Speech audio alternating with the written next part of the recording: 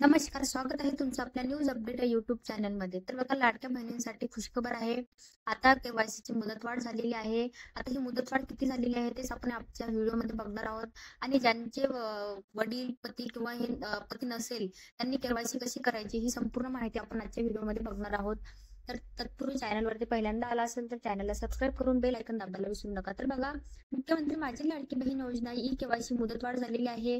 मुख्यमंत्री माझी लाडकी बहीण योजनेच्या ई केवायसी प्रक्रियेसाठी अखेर मुदतवाढ मिळालेली आहे. आता 2 कोटीपेक्षा जास्त लाभार्थी असलेल्या या योजनेसाठी पूर्वी ई केवायसी पूर्ण करण्याची अंतिम तारीख 18 नोव्हेंबर 2025 होती.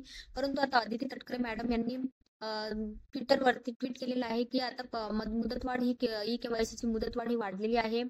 तर आता ही तारीख जवळ आल्याने अनेक महिलांची केवायसी अपूर्ण राहिल्याने मोठा गोंधळ निर्माण झाला होता. राज्याची विविध भागातील परिस्थिती आणि तांत्रिक अडचणीमुळे विचार घेऊन राज्य शासनाने आता पात्र महिलांना दिलासा देणारा एक महत्त्वाचा असा निर्णय घेतलेला आहे.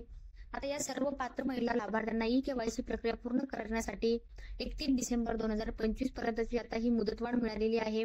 या मुदतवाढीची गरज अनेक कारणांमुळे निर्माण झालेली होती.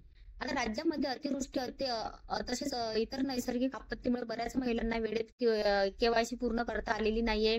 त्याचबरोबर जे योजनेचे पोर्टलवर आहे ते वारंवार तांत्रिक बिघाड होत होते. ओटीपी न येणे, महिलांना लाभार्थ्यांची केवायसी पूर्ण न होणे यासारख्या खूप अशा समस्या महिलांना येत होत्या. ज्यामुळेच आता अनेक पात्र महिला जे केवायसी करू शकल्या नव्हत्या त्या आता तांत्रिक आणि नैसर्गिक अडचणीमुळे झालेल्या विलंबनामुळे प्रशासनाची जी मुदतवाढ आहे ती आता सरकारने वाढवून आता 31 डिसेंबर पर्यंत केलेली आहे. तर अशा प्रकारे जे सर्वात महत्वाचे म्हणजे ज्या महिलांच्या कौटुंबिक परिस्थितीत काही विशेष बदल झाले आहेत. उदाहरणार्थ ज्यांची आता घटस्फोट झालेला असेल किंवा ज्यांचे पती किंवा वडील हयात नसतील, अशा महिलांसाठी आता देखील शासनाने एक सोपी अशी प्रक्रिया निघालेली आहे.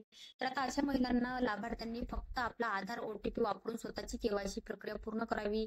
ई केवायसी पूर्ण झाल्यानंतर जर घटस्फोट झाला असेल तर घटस्फोटाचे कागदपत्र आणि जर पती वडील यांचा मृत्यू झाला असेल तर त्या संबंधीचे मृत्यूपत्र ही आवश्यक कागदपत्रे त्यांनी संबंधित तालुक्याच्या महिला व बाल विकास अधिकारी कार्यालयात जमा करावी लागतील. या सुरुवातीमुळे आता सर्व पात्र महिला 31 डिसेंबर 2025 पर्यंत त्यांची केवायसी पूर्ण करू शकणार आहेत. तर अशा प्रकारे ज्या महिला आता ज्यांची केवायसी करायची राहिलेली आहे त्यांच्यासाठी आता अत्यंत महत्वाची अशी खुशखबर आलेली आहे. 31 डिसेंबर 2025 ही आता केवायसीची मुदतवाढ झालेली आहे. म्हणजे 31 डिसेंबर 2025 पर्यंत आता तुम्ही केवायसी करणार आहे.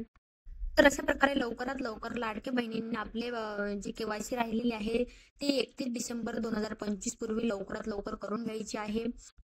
तर अशा प्रकारे आपल्या चॅनलवरती पहिल्यांदा आला असेल तर चॅनलला सबस्क्राईब करा. बेल आयकॉन दाबायला विसरू नका, जेणेकरून आपण जे नवनवीन अपडेट चॅनलवरती घेऊन येणार आहे ते तुमच्यापर्यंत पोहोचणार आहे. चला तर भेटूया अशाच एका इंटरेस्टिंग आणि नवीन व्हिडिओमध्ये. धन्यवाद.